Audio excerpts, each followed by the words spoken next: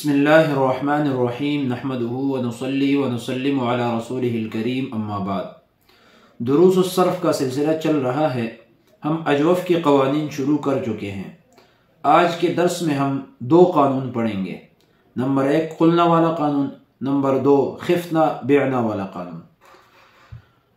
قلنا والا قانون، ہر وہ واو جو غیر مکسور ہو جب فعل ماضی میں الف ہو کر گر جائے تو اس کے عوض فا کلمے کے فتحہ کو ضمہ سے تبدیل کرنا واجب ہے۔ جیسے قلنا اصل میں قولنا تھا، قال والا قانون کی وجہ سے قالنا ہو گیا، پھر التقاء ساکنین کی وجہ سے قلنا ہو گیا۔ اب وہ واو جو قال والا قانون کی وجہ سے الف سے تبدیل ہوا تھا اور پھر التقاء ساکنین کی وجہ سے حذف ہوا، اس کے بدلے میں فا کلمے کی فتحہ کو ضمہ سے تبدیل کر دیا تو قلنا ہو گیا۔ خفنا بعنا والا قانون، ہر وہ واو جو مکسور ہو اور یا مطلقاً سے مطلب یہ ہے کہ یا کے اوپر زبر ہو، زیر ہو، پیش ہو، ہر حال میں بس صرف متحرک ہو، جب فعل ماضی میں الف ہو کر گر جائے تو اس کی عوض فا کلمے کی فتحہ کو کسرہ سے تبدیل کرنا واجب ہے۔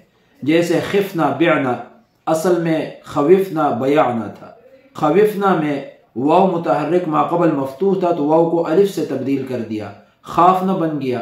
اب پھر التقاء ساکنین کی وجہ سے اس الف کو حذف کر دیا تو خفنا بن گیا۔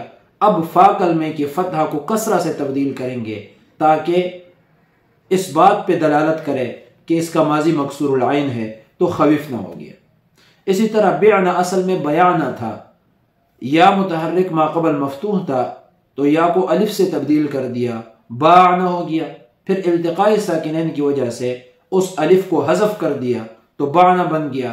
اب فا کلمہ کی فتحہ کو کسرہ سے تبدیل کریں گے تاکہ یا کی حذفیت پر دلالت کرے تو بعنا ہو گیا۔ یہ تھا آج کا ہمارا درس، امید ہے آپ کو سمجھ آیا ہوگا۔